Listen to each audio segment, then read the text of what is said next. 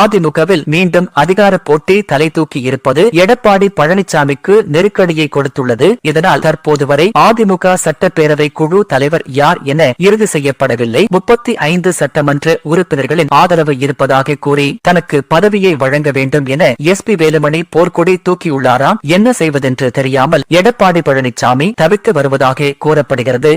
சிங்கப்பெண் சிறப்பு அதிரடிப்படையின் செயல்பாடுகள் குறித்து தமிழக அரசு அறிவித்துள்ளது. குற்றச்சம்பவங்கள் நிகழ வாய்ப்புள்ள இடங்களை கண்டறிந்து கண்காணித்தல், பஸ் ரயில் நிலையங்கள், ஐடி நிறுவனங்கள், பொது இடங்களில் சட்டவிரோத செயல்களை தடுத்தல், புகார்கள் மீது விரைந்து உரிய நடவடிக்கை, பாதிக்கப்பட்ட நபர்களை மீட்டு அவர்களது பாதுகாப்பு நலனை உறுதி செய்வது போன்ற பணிகளை இந்த சிறப்பு படை மேற்கொள்ள உள்ளது என அரசு அறிவித்துள்ளது. பாட்டாளி மக்கள் கட்சி தலைவர் அன்புமணியை அவரது இல்லத்தில் முதல்வர் விஜய் சந்தித்தார். மூத்த அரசியல்வாதிகளான ஸ்டாலின், வைகோவை தொடர்ந்து மரியாதை நிமித்தமாக அன்புமணியை சந்தித்து விஜய் வாழ்த்து பெற்றார். இந்த சந்திப்பில் விஜயுடன் அன்புமணி குடும்பத்தினர் புகைப்படம் எடுத்துக் கொண்டனர். நாம் தமிழர் கட்சி ஒருங்கிணைப்பாளர் சீமானை நீலாங்கரையில் உள்ள அவரது இல்லத்தில் முதல்வர் விஜய் சந்தித்தார். வீட்டு வாசலில் காத்திருந்து விஜயை கட்டித்தழுவி சீமான் வரவேற்றார். அப்போது முதலமைச்சராக பொறுப்பேற்றுள்ள விஜய்க்கு அவர் வாழ்த்து தெரிவித்தார். தேர்தல் களத்தில் சீமான் தன்னை கடுமையாக விமர்சித்த போதிலும் இந்த சந்திப்பின் மூலமாக விஜய் நாகரிக அரசியலை முன்னிறுத்துவதாக அரசியல் விமர்சகர்கள் கூறுகின்றனர். வைகோவை சென்னை அண்ணா நகரில் உள்ள இல்லத்தில் முதல்வர் விஜய் சந்தித்தார். மூத்த அரசியல்வாதி என்ற அடிப்படையில் வைகோவை சந்தித்து விஜய் வாழ்த்து பெற்றார். அப்போது சிறப்பாக ஆட்சி வழங்க வேண்டும் என வைகோ அறிவுறுத்தியதாக கூறப்படுகிறது. முன்னதாக வீட்டு வாசலில் காத்திருந்து முதல்வர் விஜயை சால்வை அணிவித்து துரை வைகோ வரவேற்றார். மூத்த அரசியல்வாதிகளை விஜய் சந்திப்பது அரசியல் வட்டாரத்தில் கவனம் பெற்றுள்ளது.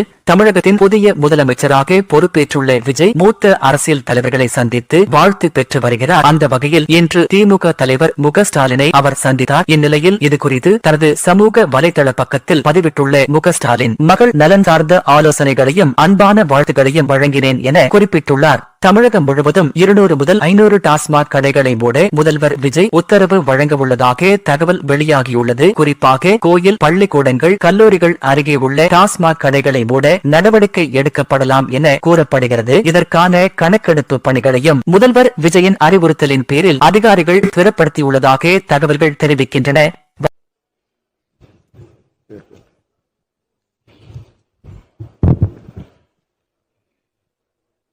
மாண்புமிகு முதலமைச்சர் அவர்கள் பெரம்பூர் தொகுதி.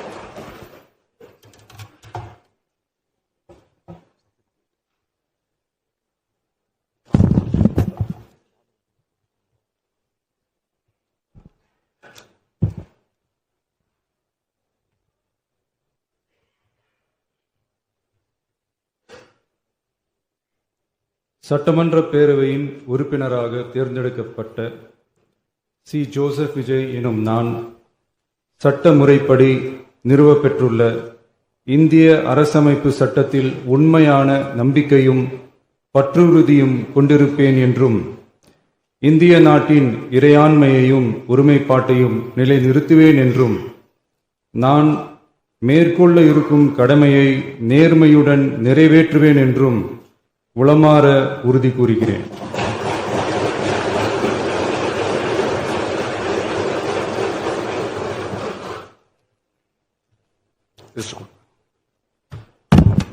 This one.